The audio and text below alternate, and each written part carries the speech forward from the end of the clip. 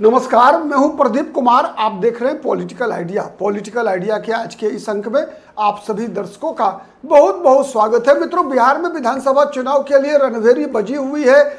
रणभेरी ही नहीं बजी हुई है बल्कि सेनाएं भी सज चुकी है। लेकिन एक तरफ जहां एनडीए की सेना काफी संगठित है, उसके सेनापति भी तय है और सेनापतियों ने एक प्रकार से आप कह लीजिए कि जिसे हम कहते हैं ना कि युद्ध के समय रियाज करना, तो वो रियाज, और अगर हम आज की खेलों की परिभाषा में देखें तो वार्म अप करना शुरू कर दिया है। एनडीए के कई लोग नेताओं ने, आप कह सकते हैं कि बिहार में सभाओं की झड़ी लगा दी है। वही महागठबंधन जिसे नाम से ही साबित है, स्पष्ट है, महागठबंधन जिसकी संभावना सरकार बनने की निश्चित रूप से दिख रही है बिहार के अंदर, वो महागठबंधन एक तरह से महातकरार चल रहा है महागठबंधन में। तो सवाल ये उठ रहा है कि क्या जिस प्रकार से वर्तमान परिस्थिति में अगर देखा जाए आज के डेट में, तो कई वैसी विधानसभा सीटें हैं जहां महागठबंधन के दल ने अब तक उम्मीदवार का नाम तक तय नहीं किया है। जैसे सासाराम, दिनारा जैसे विधानसभा सीटों पर अब तक उम्मीदवार तय नहीं किए गए हैं। कहा जाता है कि वो सभी सीटें आरजेडी के खाते की सीटें हैं, लेकिन अब तक उम्मीदवार तय नहीं किए गए हैं। हो सकता है उम्मीदवार तय भी किए गए हों, लेकिन नाम उसके सार्वजनिक नहीं किए गए हैं। चूंकि तेजस्वी यादव ने एक रणनीति अपनाई इस बार कि सिंबल नाम की सूची नहीं आई, ना आरजेडी की नाम सूची आई नहीं, जितने घटक हैं सबके जो महागठबंधन में बच गए। अगर आप देखिए तो कांग्रेस ने अब तक 58 उम्मीदवारों की सूची प्रकाशित की, पहले 48, फिर 5-5 का 2 सूची। सीपीआई-एमएल ने 20 उम्मीदवारों की सूची प्रकाशित कर दी, तो माने सीपीआई-एमएल और कांग्रेस पार्टी ने। उसके बाद सीपीआई और सीपीएम ने भी अपनी सूची दी। इसके अलावा पशुपति कुमार पारस की पार्टी भाग गई, जेएमएम भाग गई। क्यों भाग गई? इसलिए भाग गई कि सीटों का बंटवारा नहीं हुआ और उसमें कोई ऐसा नेतृत्व नहीं था महागठबंधन के अंदर जो सब घटक को एक तरह से कोऑर्डिनेट कर सके। जो जिस भूमिका का निर्वाह एनडीए में बीजेपी के लोगों ने किया, उस भूमिका का निर्वाह महागठबंधन में कोई करते हुए नहीं दिखे। तो आज का बड़ा सवाल यह है कि आज जब दूसरे चरण के लिए नामांकन का अंतिम दिन है और प्रथम चरण के लिए जो नामांकन की प्रक्रिया चल रही है, उस प्रक्रिया में नाम वापस लेने का अंतिम दिन है आज, तो क्या जिन 11 लगभग विधानसभा क्षेत्रों में महागठबंधन के दल आपस में टकरा रहे हैं, विशेष रूप से कांग्रेस के साथ आरजेडी टकरा रही है, सीपीआई टकरा रही है, सीपीआई-एमएल टकरा रही है, ठीक है। कई वीआईपी की 2 सीटें हैं जहां पर कि आरजेडी ने भी उम्मीदवार खड़ा किया है। तो सवाल ये उठ रहा है कि क्या तेजस्वी यादव उन क्षेत्रों में जहां आज नाम वापस लेने का दिन है, क्या तेजस्वी यादव ये आदेश देंगे अपने उम्मीदवारों को कि वो अपना नाम वापस ले? ये सबसे बड़ा सवाल है। तो अगर इस सवाल का विश्लेषण अगर करने का प्रयास करें तो मुझे नहीं लगता कि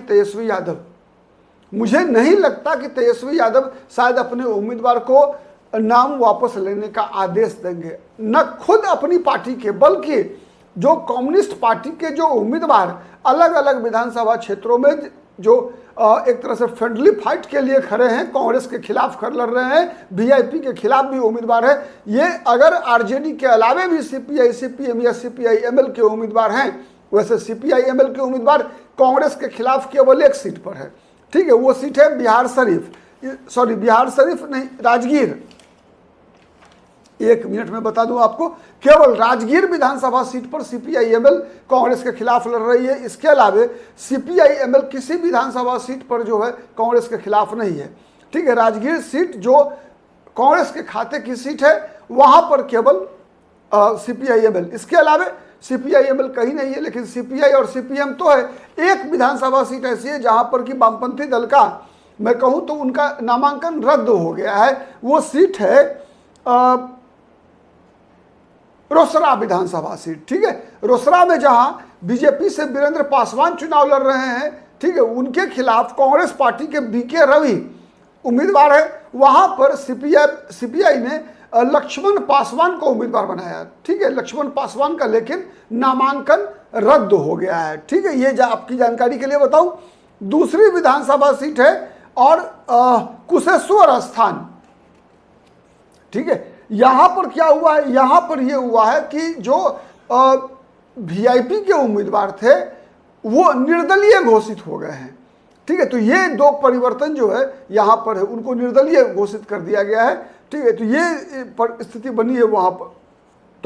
तो सवाल ये उठ रहा है कि चाहे वो वैशाली हो, वैशाली में कांग्रेस और आरजेडी के उम्मीदवार आपस में टकरा रहे हैं। कांग्रेस के उम्मीदवार संजीव सिंह के खिलाफ अजय कुशवाहा को उम्मीदवार बनाया है आरजेडी ने वैशाली में। इसके बाद लालगंज विधानसभा सीट पर जो है कांग्रेस पार्टी के उम्मीदवार लड़ रहे हैं चुनाव, और उनके बदले जो है वहां पर आरजेडी ने मुन्ना शुक्ला की मुन्ना शुक्ला की बेटी को अपना उम्मीदवार बना दिया है राष्ट्रीय जनता दल ने।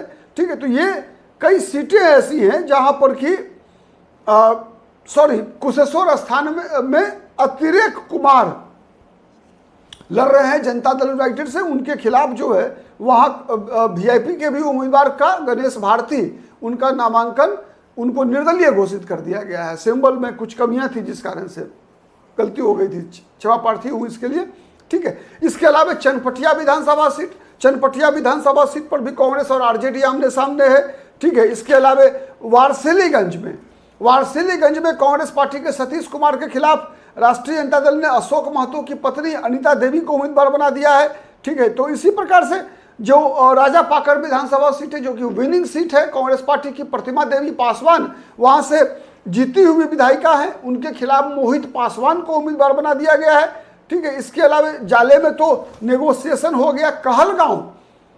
कहलगांव पूर्व विधानसभा अध्यक्ष सदानंद सिंह की सीट है, वहां से कांग्रेस पार्टी की तरफ से प्रवीण कुशवाहा चुनाव लड़ रहे हैं। वहीं राष्ट्रीय जनता दल ने झारखंड सरकार में मंत्री संजय यादव के पुत्र रजनीश यादव को अपना उम्मीदवार बना दिया है। ठीक है, अब झंझारपुर विधानसभा सीट है, वहां पर सीपीआई और वीआईपी के उम्मीदवार आमने सामने हैं। सीपीआई के रामनारायण यादव और वीआईपी के बिंदु गुलाब यादव आमने सामने है। बछवाड़ा में अवधेश राय सीपीआई के हैं, उनके खिलाफ जो है गरीबदास कांग्रेस पार्टी के आमने सामने हैं। तो ऐसी जितनी भी सीटें हैं, जिस प्रकार से मतलब ये रथ चल रहा है राष्ट्रीय जनता दल और कांग्रेस पार्टी के बीच कि बातचीत तक बंद है।